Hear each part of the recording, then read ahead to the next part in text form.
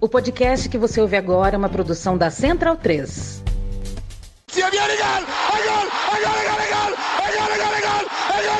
Parte Pina!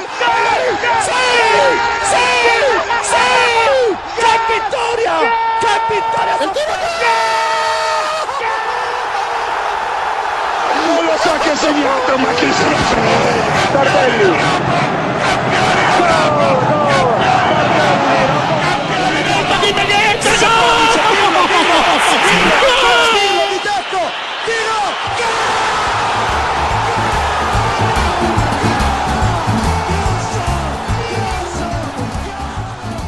Olá a todos, sejam muito bem-vindos a mais uma edição do podcast da Cautiopédia, podcast que você ouve e que você vê. Sejam muito bem-vindos se vocês estiverem escutando a gente graças à nossa parceria com a Central 3.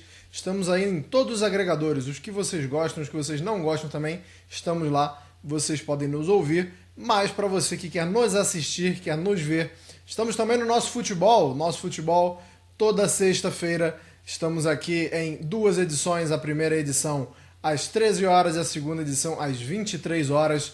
Então sejam todos muito bem-vindos se você está vendo na primeira edição, na segunda, se você está ouvindo a gente na sua casa, no meio de transporte, numa prática de esporte, por que não? Sejam todos muitíssimo bem-vindos, como eu disse, edição de número 35, onde a gente vai falar muito mesmo sobre a Itália na Eurocopa. O que a Itália fez até aqui, já que chegamos ao fim da fase de grupos, e o que a gente espera que a Itália possa fazer, já que chegou no mata-mata. Não foi fácil chegar, mas chegou. A gente vai falar aí o que precisa melhorar, o que a gente já pode identificar como os pontos fracos, o que o Spalletti precisa trabalhar, e quais são os pontos fortes que a Itália também vai carregar aí para tentar segurar, né, esse caneco, tentar continuar como a campeã europeia, já que é a atual campeã.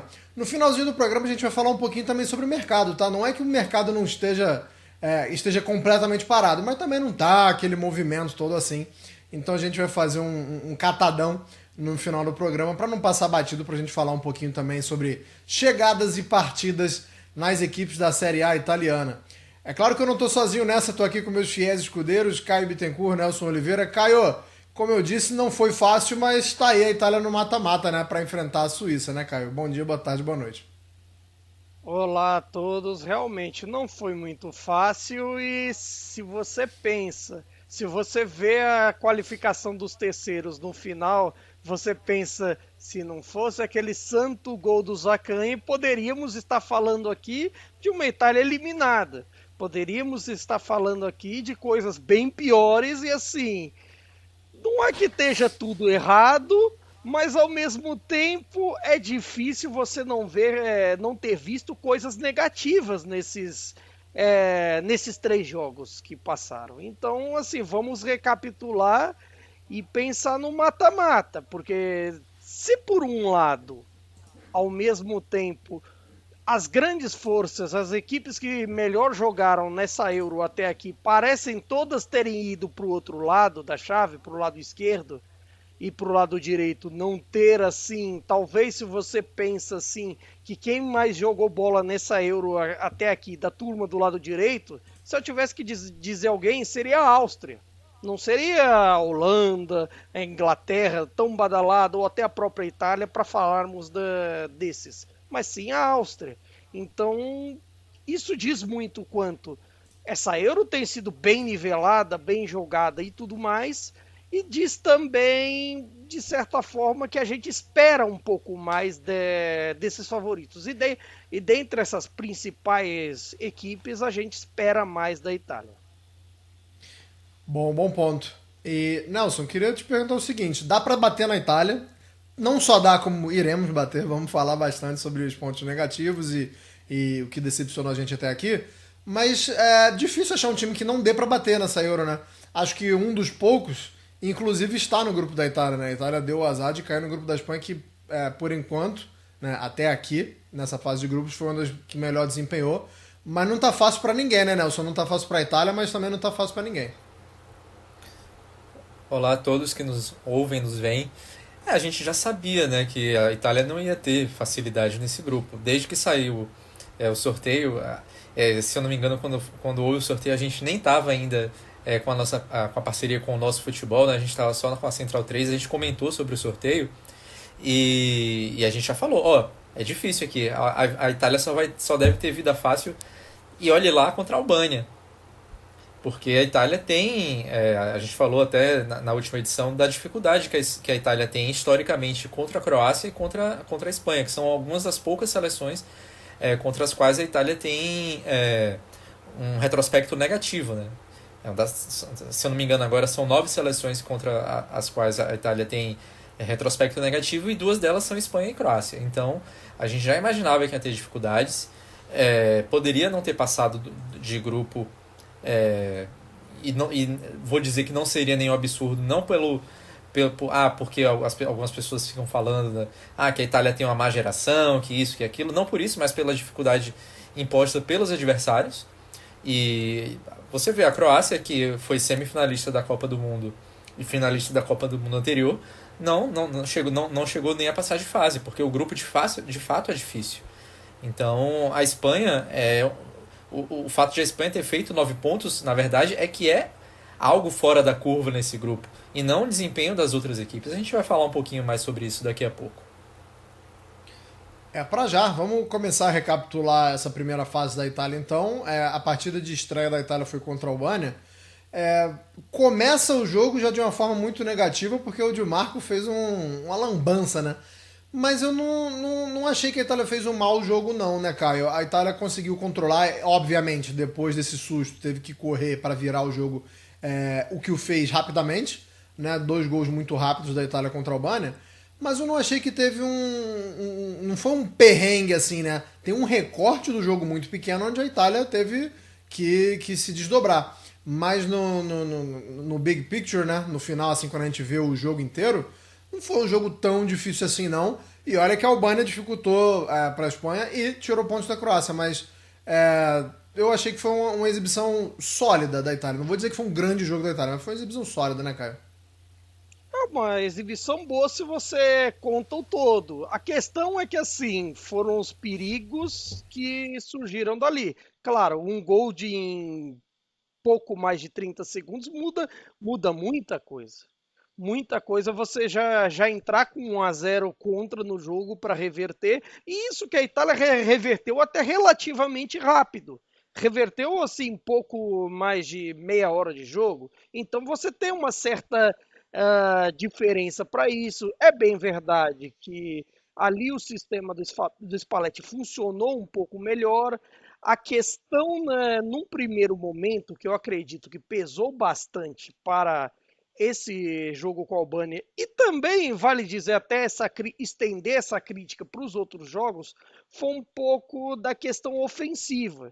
Em dados momentos, a Itália poderia ter imposto um ritmo maior, até para definir o jogo mais cedo e não dar tanta sopa pro azar, como deu na reta final do jogo e que o Donnarumma acabou salvando. Mas achei até um pouco assim abaixo do normal o desempenho ofensivo nesse e nos outros jogos. Mas nos outros jogos a gente vai estender um pouco mais adiante. E Nelson, a gente tá falando muito que a Itália tá pecando no desempenho ofensivo e a gente tava citando na Albânia. Agora, contra a Espanha, que foi o segundo jogo, eu não sei se a gente pode começar por aí, porque eu acho que contra a Espanha, na verdade, isso foi só a ponta final de um jogo em que a Itália não viu a cor da bola, né? Eu acho até que é normal o time que joga contra a Espanha hoje, ele não vai ter a posse da bola, e é muito normal que o time esteja postado defensivamente, que passe a maior parte do jogo se defendendo. Isso aí é uma coisa. Mas a Itália não conseguia de jeito nenhum fazer a transição, né? Você se defender contra a Espanha é o natural, é o lógico, mas o pulo do gato tá quando você retoma essa posse e você conseguir produzir alguma coisa, né? E eu acho que é aí que teve o problema da Itália. Então, queria que você falasse sobre essa dificuldade que a Itália teve contra a Espanha, porque, como eu disse, se defender e ficar lá atrás contra a Espanha, tranquilo, mas não fez nada, né, Nelson? Não fez nada, não conseguiu uma troca de passe, não conseguiu uma jogada. Até consegue, por um período muito curto, assim, depois do gol da Espanha, ter um pouco mais do domínio das ações ofensivas, mas muito pouco, né, Nelson? É preocupante pro mata-mata, né? Eu acho que é uma questão um pouco de contexto, né? O estilo de jogo da Espanha, assim como, por exemplo, o estilo de jogo de Portugal, é um estilo de jogo que tem encaixado muito contra a Itália.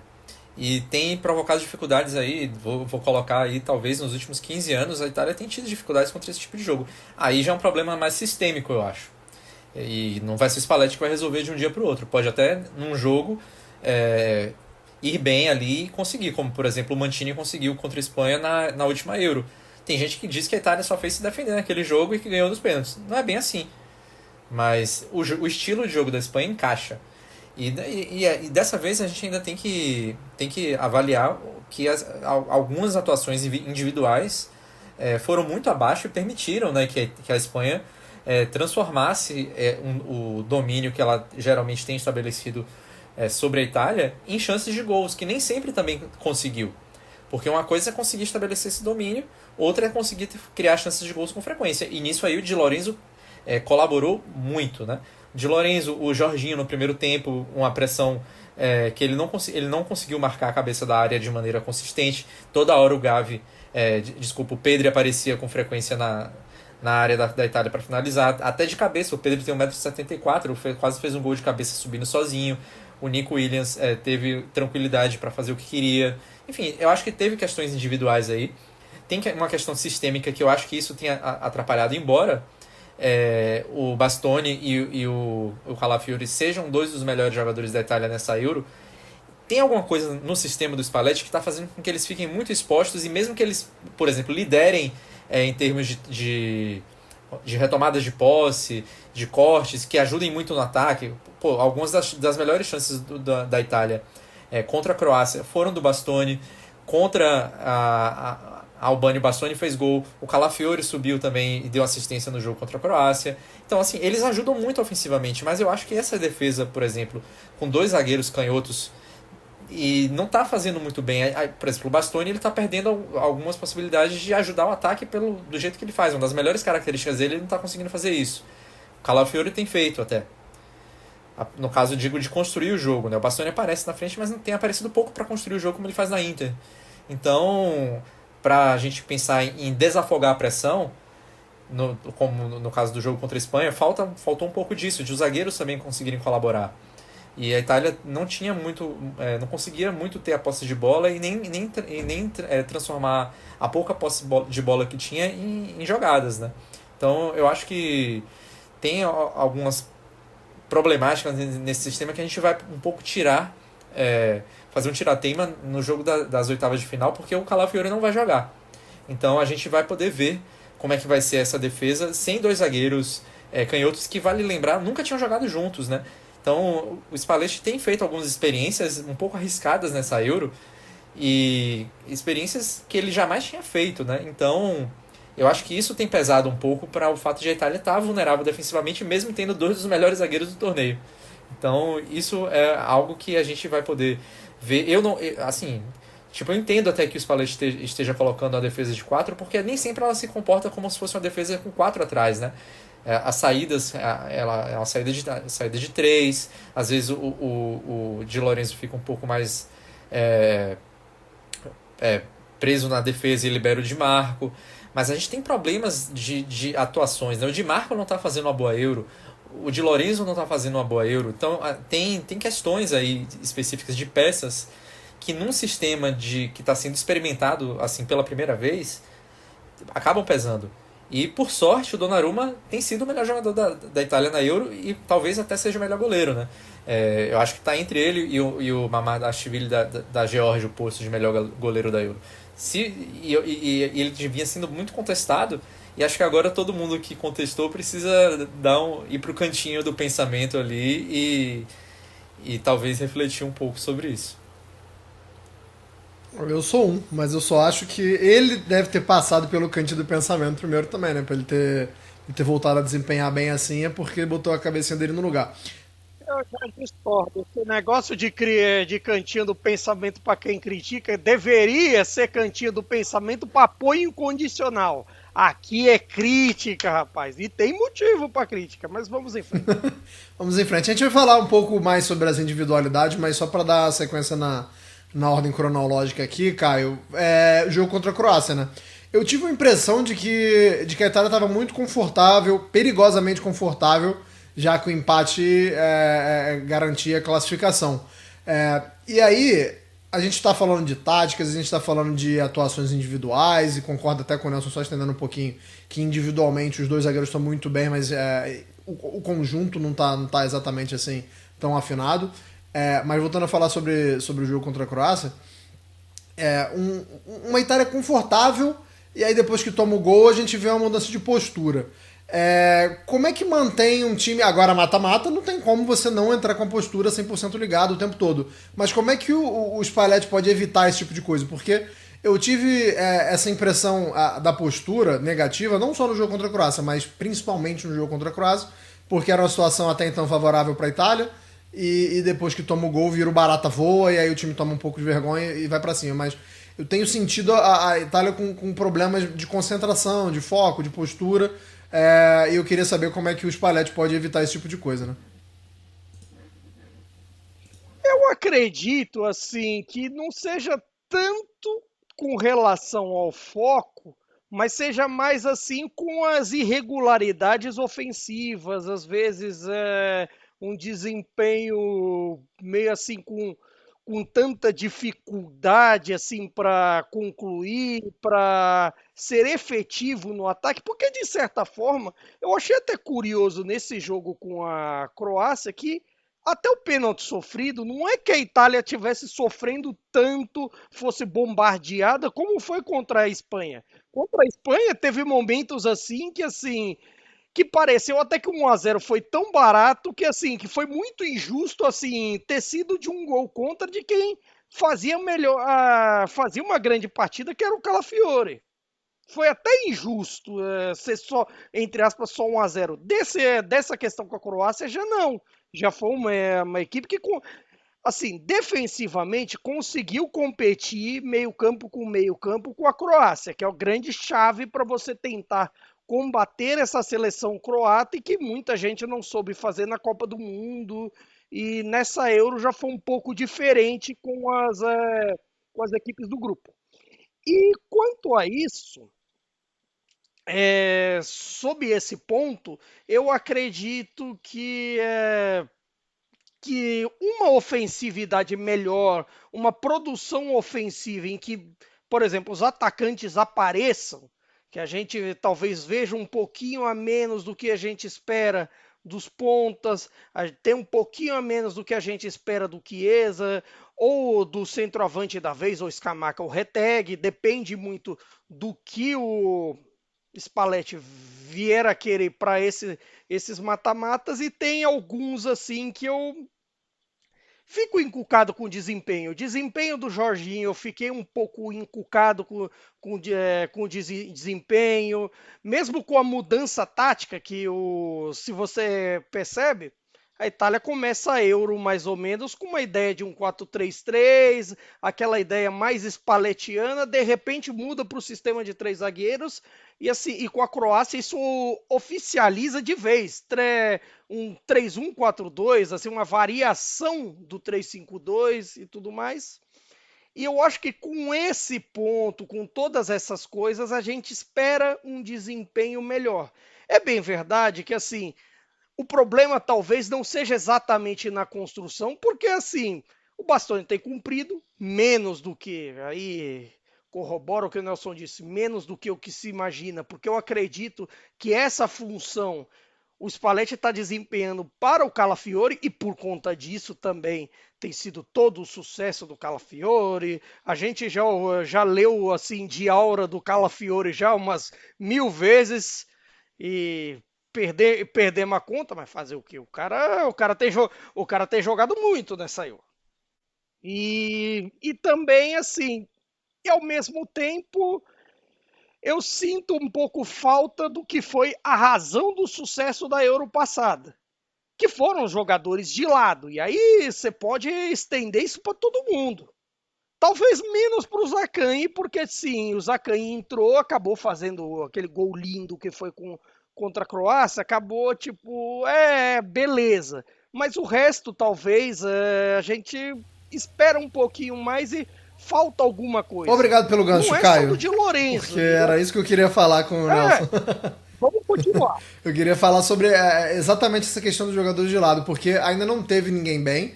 E muito pelo contrário, como diria o outro, né? Não sei se foi você ou o Nelson que já citou, Di Marco não tá fazendo uma boa Euro.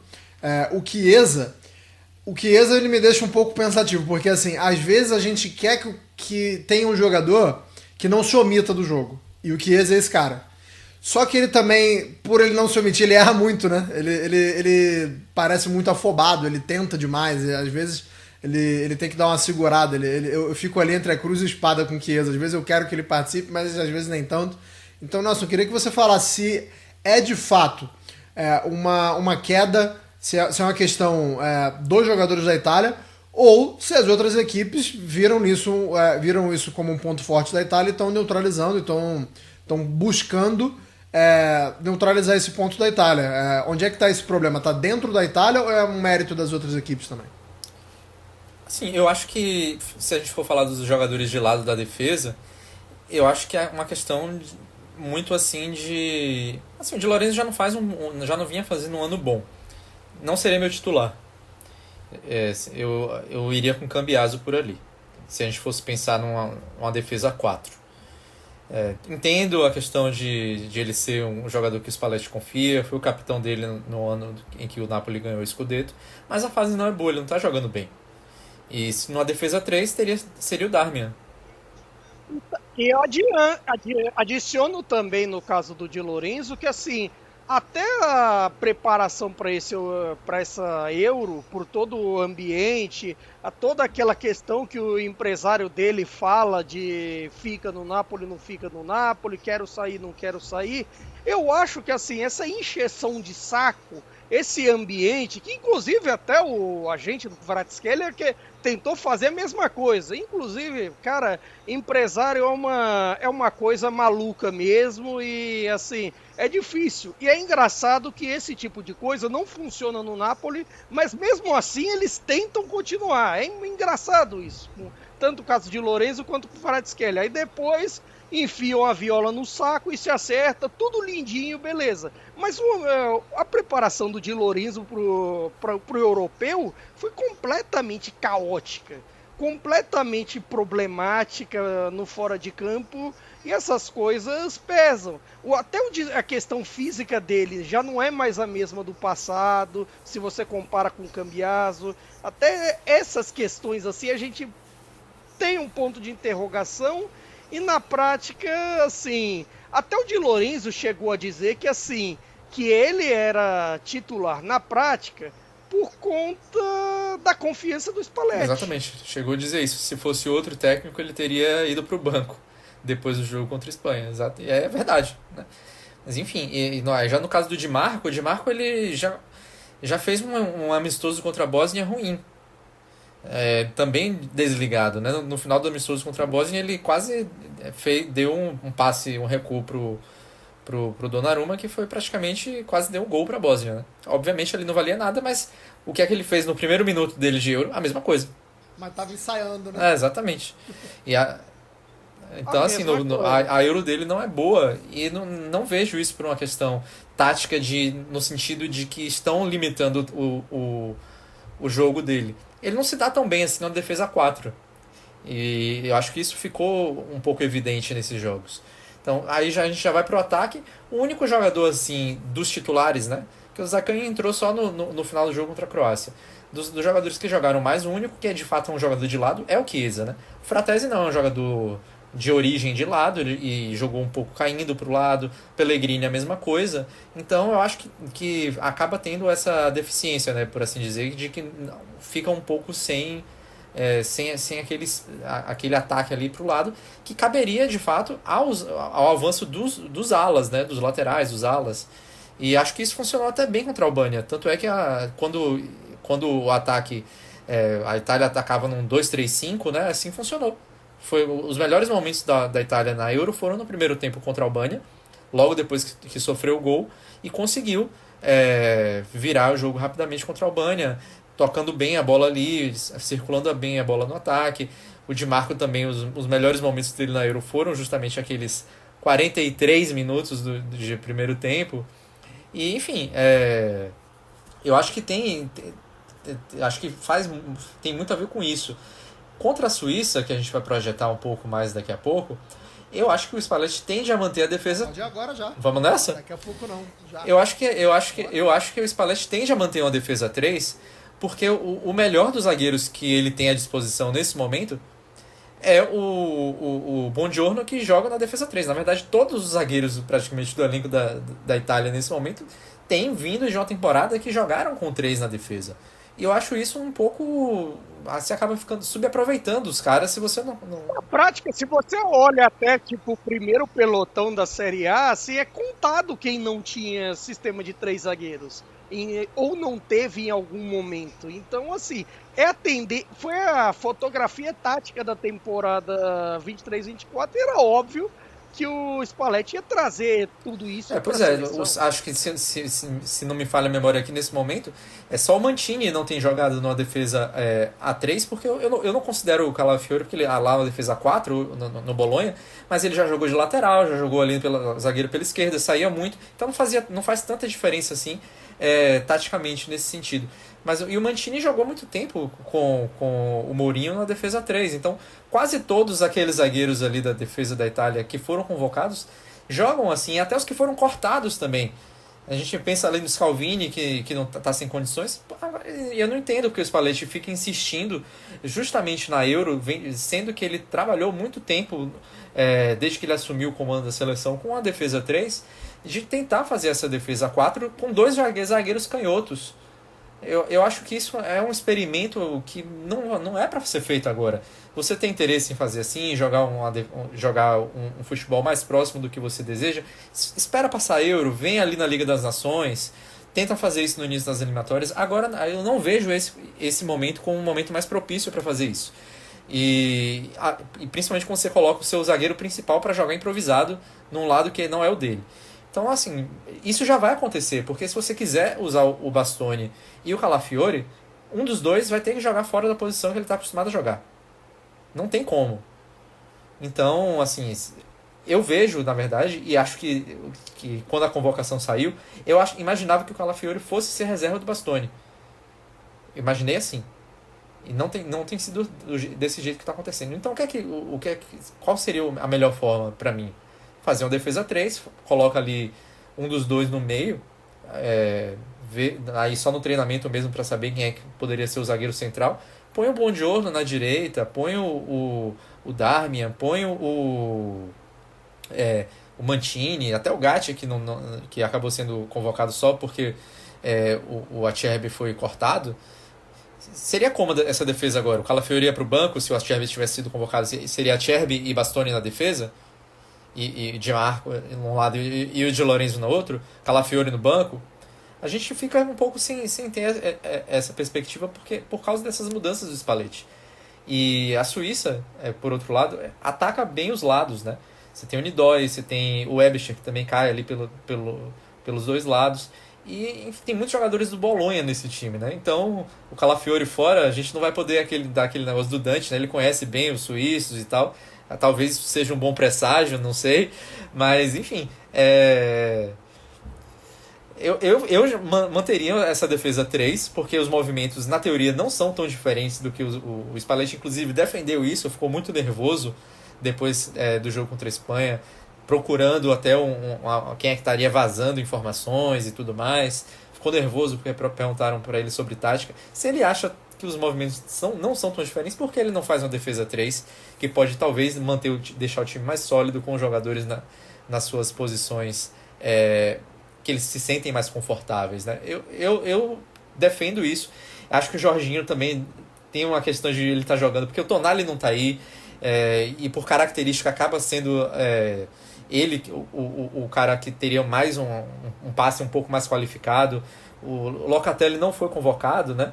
Então, apesar de a temporada de fato não ser tão boa e o passe dele não ser tão bom quanto o do Tonali, ele tem essa qualidade. Testa logo o Fagioli, então. Levou o cara, bota ele no lugar do Jorginho. O Jorginho não tem jogado bem. Vai testar, vai esperar para fazer. Vai esperar então para chegar nas quartas de final, talvez contra a Inglaterra e chegar a essa conclusão, ou não chegar a essa conclusão nunca e ser eliminado. Eu acho que são os dois problemas da Itália, é essa cabeça de área e essa defesa um pouco desarrumada. O ataque com o Scamacca funcionou bem no primeiro jogo. O Retegui tem um estilo diferente e mesmo tendo poucas chances, ele foi um jogador que deu trabalho de movimentação.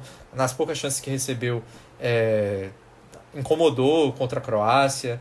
Assim, eu acho que se a bola chegar, eles vão conseguir resolver melhor. O Scamacca no jogo contra a Albânia foi um dos melhores em campo, na minha opinião. Então, o jogo contra a Espanha é isso, foi um pouco fora, né, nesse sentido de ataque. E Muito, muito fora, mas é porque eu acho que também não foi a questão, não foi o ataque, né? Foi tudo. Então, o ataque é só a ponta do problema. Então, é assim, a Suíça, né? A Suíça não tem. Fala-se muito, né?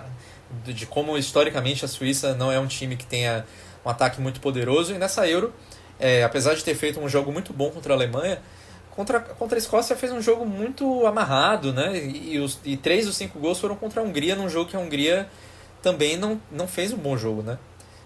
Inclusive até acharia fruto do regulamento até um pouco absurdo a Hungria se classificar tendo feito o gol no último minuto e só ter se classificado. Seria uma coisa meio Udinese se salvando, Empoli se salvando do rebaixamento, né, na Série A, e pelo menos não se classificou com aquele gol no último minuto contra a Escócia.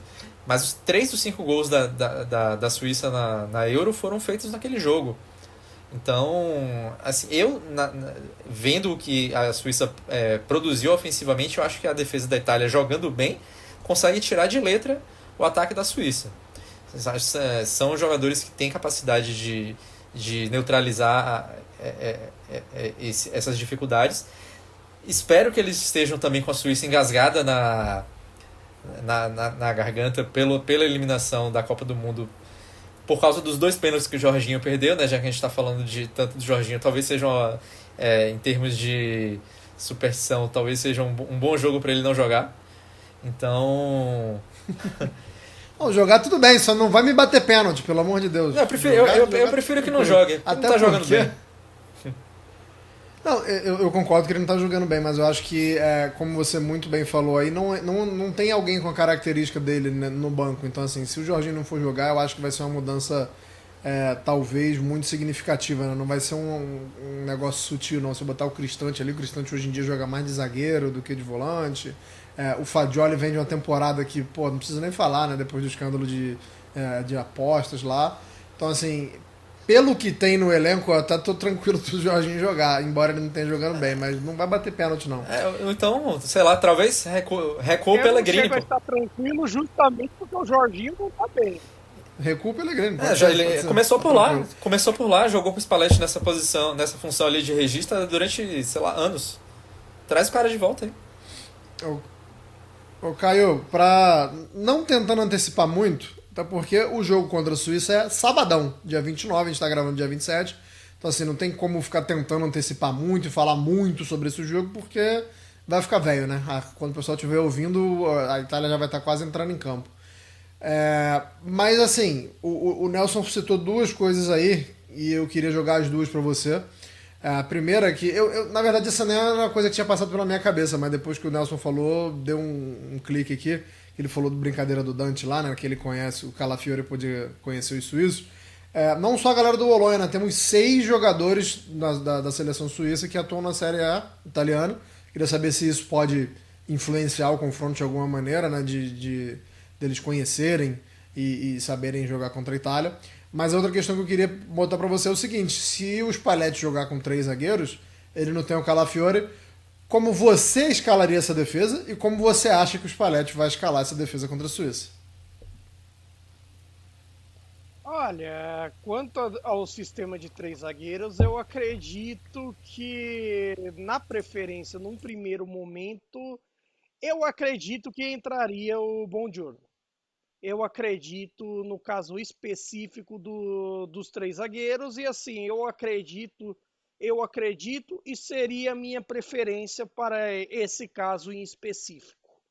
Agora, quanto à questão da Suíça, é muito importante. Eu acredito que isso só influencia num primeiro momento na hora de você pegar, fazer análise, saber ó, pontos fortes, pontos fracos e tudo mais, para saber como lidar com certos tipos de jogadores. Hoje eu acredito que com tanta preparação, com tanta informação, de certa forma, o conceito do fulano conhece Beltranos de outro país, eu acho que até certo ponto não vale tanto.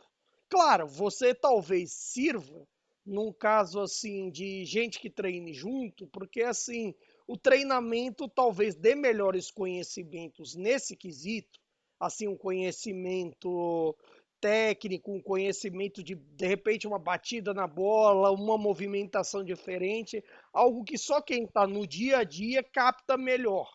Mas eu acho que fora assim algumas questões de jogo é pouco para você dizer assim, nossa, fulano conhece os suíços, porque efetivamente para o conceito dos dias atuais eu acho uma coisa bem rasa.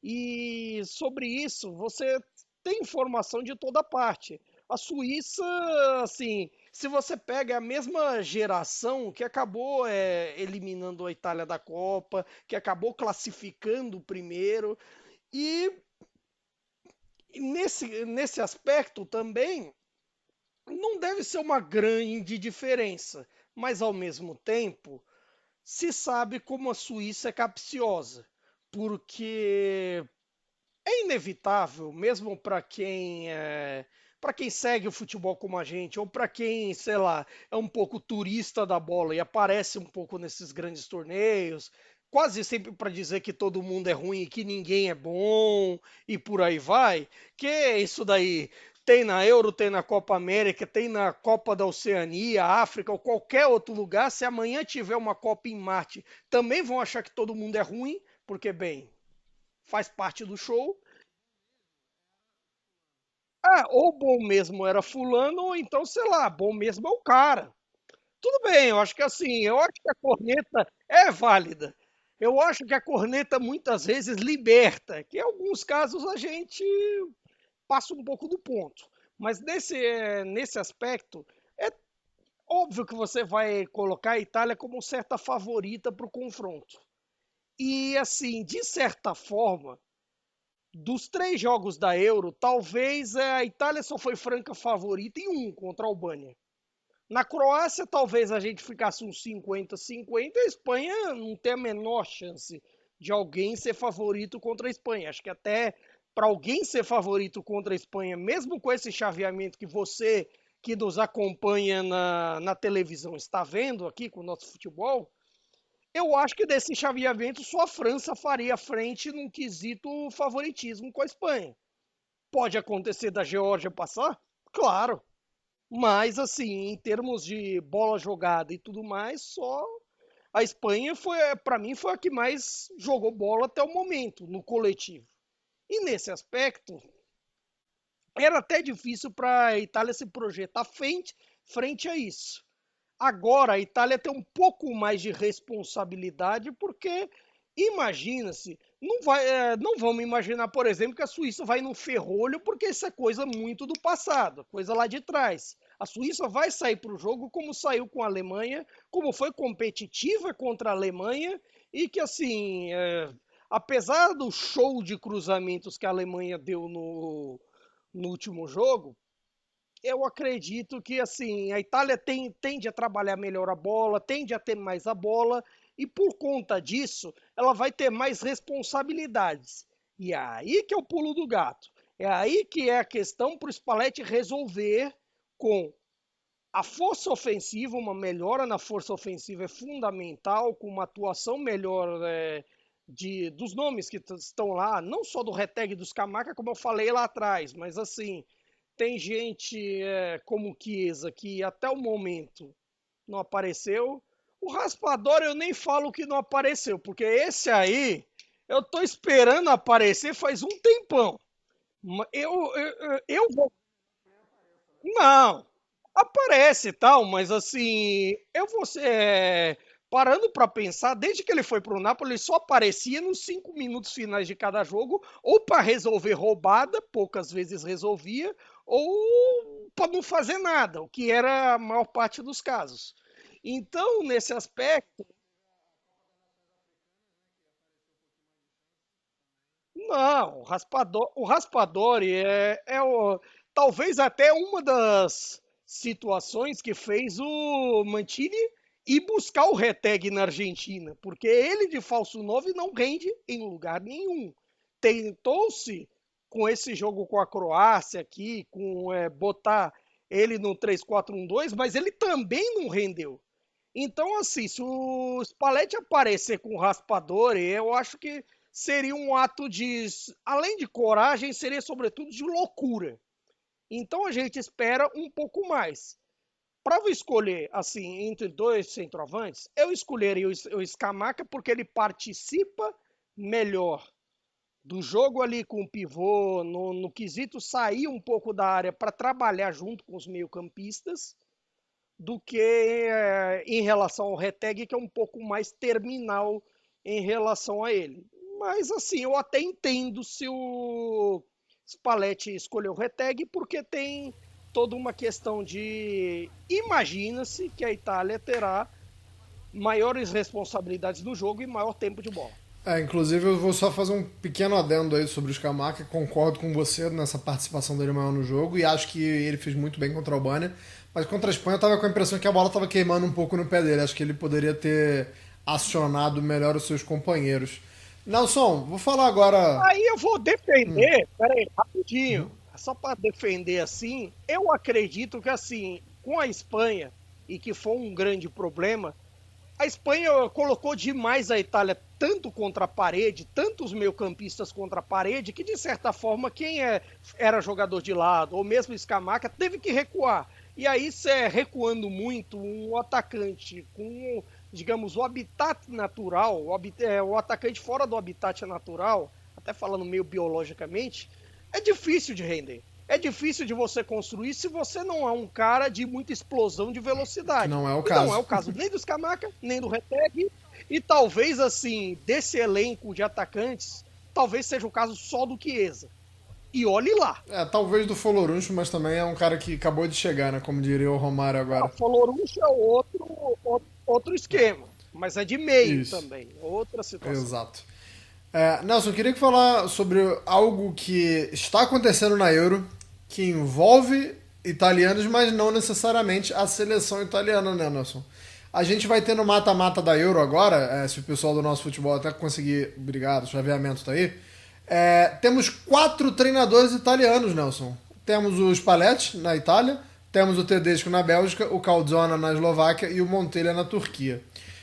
Queria que você falasse se há um ponto em comum entre eles, se isso é coincidência, se tem algo que os une, porque a gente vê, já falava inclusive em nível de clubes, né? Algumas edições atrás, não lembro qual foi, 2 ou 3 edições atrás, a gente falando muito sobre o De Zerbi aí no mercado, não tá mais, né? Tá indo pro Olympique de Marseille, o Ancelotti ganhando aí uma Liga dos Campeões atrás da outra, então assim, nível de clube, os técnicos italianos já indo muito bem, e essa Euro só reforçando com isso. Até porque não são, com todo respeito, né, não são grandes nomes, assim, não são aqueles nomes badalados, né, aqueles nomes muito, muito fortes, mas 4 no mata-mata da Euro, né, Nelson? Mas assim, eu não acho que tenha exatamente um contexto específico, né? O Tedesco, por exemplo, é um cara que nunca nasceu na Itália e só, né? É um cara que fez a carreira inteira dele na Alemanha, se esforçou muito também para não passar de fase. Então eu acho que aí ele foge um pouco dessa análise, né? O Calzone ele já bebe um pouco já mais das ideias do Spalletti, né? Ele foi auxiliar do Spalletti. Me dá a entender que ele se dedicou pouco ao Napoli nesse período, já que com a Eslováquia ele fez um bom trabalho, enquanto ele estava no Napoli ele fez totalmente diferente. E o Montella, ele já... Aí é o que eu vejo que ele é o mais próximo, né, do que tem se trabalhado taticamente na Itália, né, das várias vertentes, né, táticas que os técnicos italianos têm trabalhado ultimamente. É um cara que nasceu ali com futebol mais ofensivo, né? Começou ali como interino na Roma, depois fez um bom trabalho no Catania, Fiorentina também depois, e aí depois ele começa a meio que degringolar, começa a ficar mais pragmático. E acho que agora com a seleção da Turquia ele volta um pouquinho às origens dele, né? Ele, por exemplo, tem trabalhado muito bem o Yildiz, eu acho. Fez bem em já observar o Yildiz e colocá-lo como um jogador importante na seleção, mesmo antes de ele se tornar um cara assim, mais frequente na Juventus, né? Então eu acho que é uma boa, ele está trabalhando bem os jogadores jovens da Turquia. A Turquia é um país que tem um potencial muito grande, né? Porque além de ser um país com muita gente, é um dos países mais populosos da Europa, é um país que tem muita gente espalhada, né? Principalmente na Alemanha, né? Uma comunidade muito grande na Alemanha, e isso faz muito bem para o futebol turco, né? Então a gente vê muitos jovens turcos aí de qualidade aparecendo para o futebol, e mesmo a geração mais anterior ali, né? A geração do Çalhanoğlu, por exemplo. E acho que tem uma boa mistura aí, e acho que contra a Áustria vai ser um jogo muito interessante, né? Mas o que eu vejo, os dois ali que eu vejo um pouco mais ligados a bons trabalhos italianos são o próprio Spalletti na Itália e o Montella, né? O Calzona ainda acho que precisa se provar muito. Tudo bem com a Eslováquia, acho que o grupo deu uma facilitada, né? Um grupo muito equilibrado ali, mas nem a Bélgica do Tedesco, nem a Eslováquia do Calzona foram as melhores equipes, né, daquele grupo. Para mim, a Romênia foi a equipe mais interessante, que mostrou o melhor futebol ali.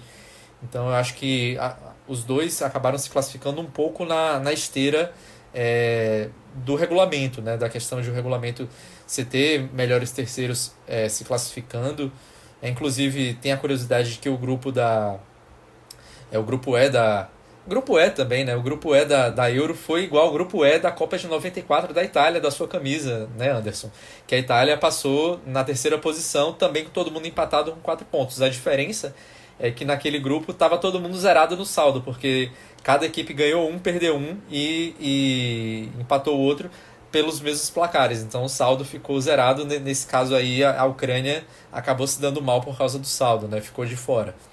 Mas, enfim, é o que eu falei, só para arrematar, que eu não vejo tanta questão de trabalhos similares aí. Também não vejo como um acaso, mas não vejo tantas confluências assim dentro dos trabalhos pela questão da nacionalidade dos técnicos, não. E nesse caso, até para arrematar com relação à nacionalidade, eu acho que isso diz mais respeito sobre a variedade que Coverciano forma. De certa forma, assim, Coverciano dá uma dimensão assim para treinadores das mais diversas ideias. Como, sei lá, talvez, para usar um termo, uma Harvard da bola, de certa forma, naturalmente, você vai ter as suas sementes produzidas em diversos pontos. De certa forma, tem caso até, por exemplo, o caso do Silvinho da Albânia. O Silvinho era o auxiliar do Mancini na Inter, teve também a passagem por Tite, claro, além do Lyon e do Corinthians, mas de certa forma também tem um pouco da sua formação. Eu não lembro se ele é formado de fato em Coverciano, mas aí assim, que ele também teve a experiência, é inevitável. E eu acho que assim, todo mundo absorve um pouquinho. E a questão de Coverciano também é uma das razões, querendo ou não, que assim, que para mim explicam um pouco também porque os clubes italianos, seleção italiana, tem tanta dificuldade assim de pensar em um eventual estrangeiro, pensar em alguma coisa. E sem falar, e assim, completando sobre o Calzona, eu acho até curioso que assim, a Eslováquia tem problemas até similares com o Napoli tinha, com relação à montagem de defesa, com relação às questões do jogo aéreo e tudo mais.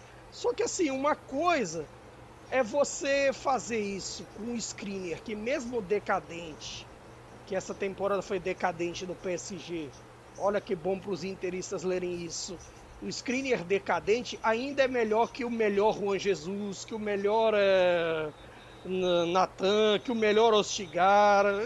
Depois pergunta por que o Conte quer reformar a defesa toda.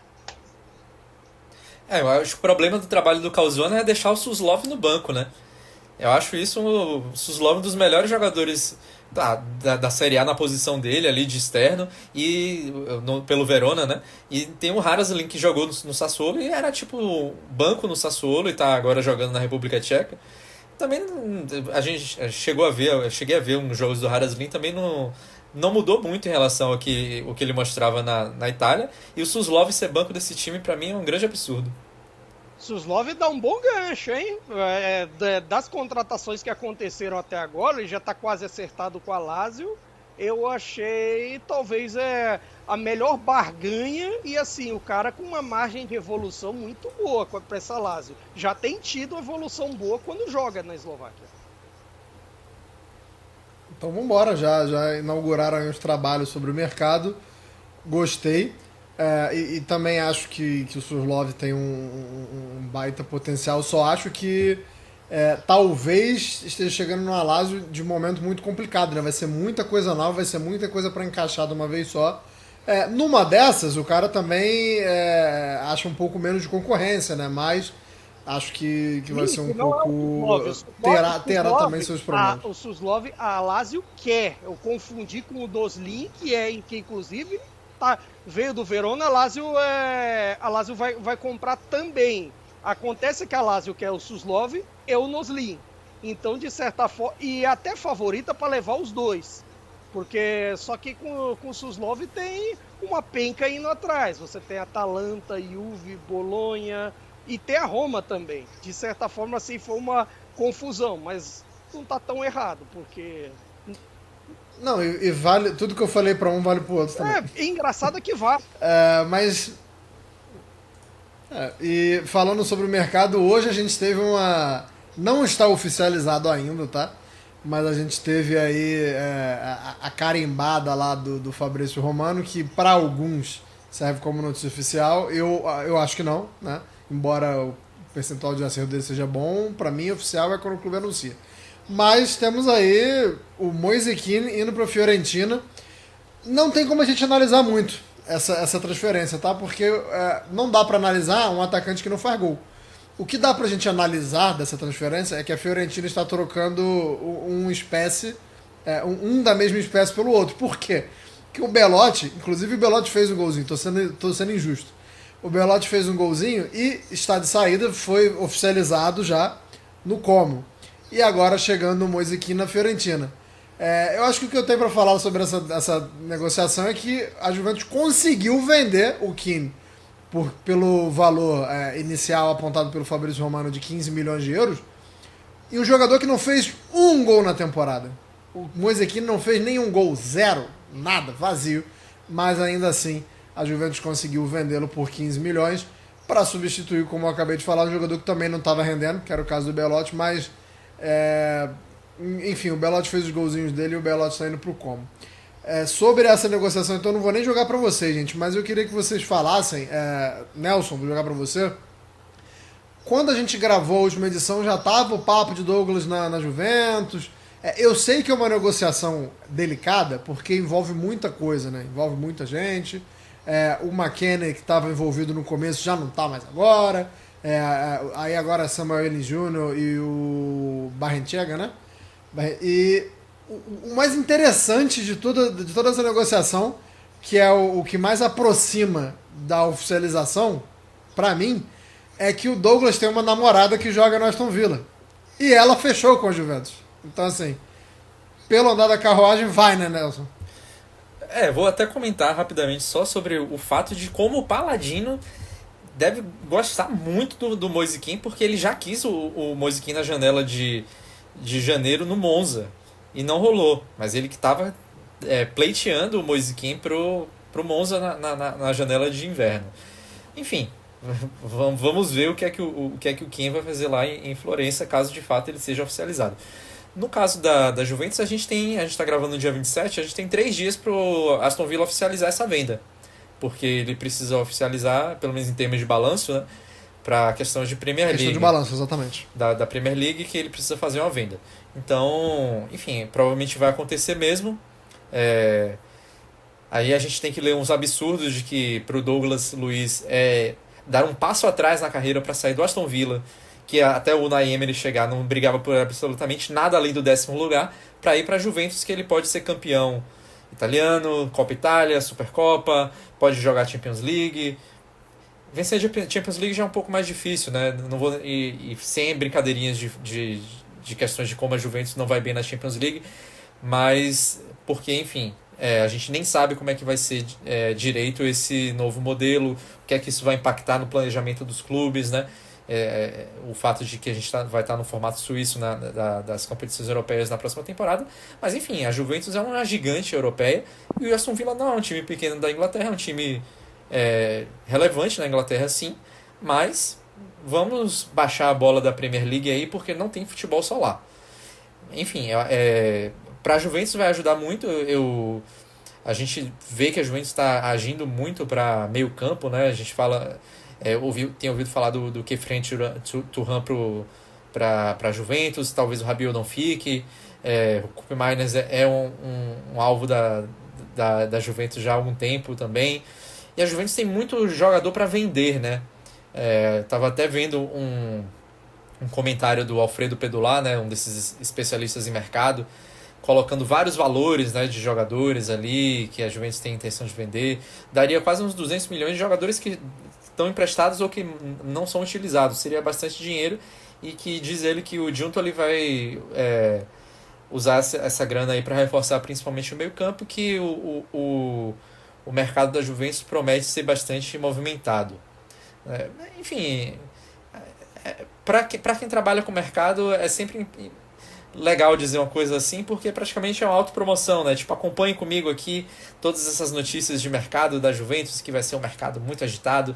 Me siga aí para mais informações. Que adoram uma autopromoção. É um tanto quanto engraçado seguir o Pedulá, porque ele passa metade do dia colocando as notícias, quase sempre boas, certo e tudo mais, e metade do dia ele fica brigando com o Di Marzio, com o Fabrício Romano, que de certa forma é uma cria do Di Marzio, e com o Matteo Moretto do Relevo e de tudo mais. Ele passa a maior parte do tempo brigando, e é um negócio louco, e é coisa assim, briga tipo, por que você não dá minha fonte, que não sei o quê, é um negócio completamente maluco. Até... assim, para não dizer que eu não tava louco com a Lazio, com o Suslov, até entendi por que saiu disso. A Lazio desistiu do Samardzic. E o Samardzic aparentemente vai ter que ter um sistema, o resgate do soldado Samardzic em Udine. Nossa. Mas é muito também... Eu vou aproveitar que você levantou essa bola do Samardzic aí, porque eu ia falar do Kvaratskhelia e de como o Napoli parece ter relações conflituosas com a gente. Mas como é chato o pai do Samardzic também. Não, o cara vai colocar assim, um cabresto na... Se a gente for falar, talvez, o que o torcedor pensa sobre a gente, às vezes jornalista, etc., a gente vai preso. Nós três, vai todo mundo preso, porque assim, que a gente vai acabar caluniando, vai acabar difamando, porque é um negócio completamente maluco. A maioria desses agentes, assim, estão com uma postura sem noção. Mas o curioso é que o pai do Samardzic consegue ser mais sem noção do que muitos agentes. Tipo, ele joga salários absurdos para a realidade, ele faz, assim, vários times desistirem, porque, assim, no último, assim, de 2, 3 mercados para cá, ele já teve acertado com o Juventus, com a Inter, com o Napoli, agora com a Lazio, que de certa forma, tipo, já desistiu, e até por isso que falam que vão no Suslov, que é um jogador que o Baroni conhece muito bem, que foi treinado pelo Baroni, assim como ele, o Noslin, de certa forma, podia fazer um pacotão lá com o Verona e tudo mais. E assim, o Samardzic poderia ter tudo na mão, poderia jogar, e continua lá. Será que essa gestão de carreira é boa? Será que sair da aba do pai não poderia ser bom? Cuidado, hein? Tem um cara aí que tem um pai chato e o pai acabou muito com a carreira dele. Nelson, vou finalizar o programa fazendo uma pergunta muito tranquila para você. Pai do Samardzic ou a mãe do Rabiot? Bom dia, boa tarde, boa noite e até a próxima. Podia acabar o programa aqui agora, não precisava nem responder, né? Porque, poxa, complicado aí, hein? Vamos repetir essa pergunta em todas as edições. Adorei. Essa é uma das melhores frases da história desse Cautiopédia. Pronto. Boa noite a todos. Não falo mais nada. Duas malas sem alça. O Cautiopédia não merecia terminar de forma tão nefasta, né? Falando sobre esses dois, mas pelo menos rendeu boas risadas aqui. E tá rendendo dinheiro para filhos deles também, né? Assim, as escolhas talvez não sejam as mais acertadas, mas estão conseguindo conduzir a carreira dos filhos deles aí, a senhora Rabiot e o senhor Samardit. Tão melhor que a gente, viu? Eu queria agradecer mais uma vez aí toda a audiência, pessoal que escuta a gente. Mais uma vez um abraço pro pessoal da Central 3. Um abraço pro pessoal do Nosso Futebol, um abraço para você, abraço para todo mundo. E voltamos em 2 semanas, quiçá com a Itália aí beliscando, né? A Itália, acho que ainda não vai ter rolado a final da Euro, mas quem sabe das duas, a Itália, a final é só dia 14. É só dia 14, das duas uma. Ou a gente fala sobre uma possível final, ou choramos as pitangas. Das duas uma.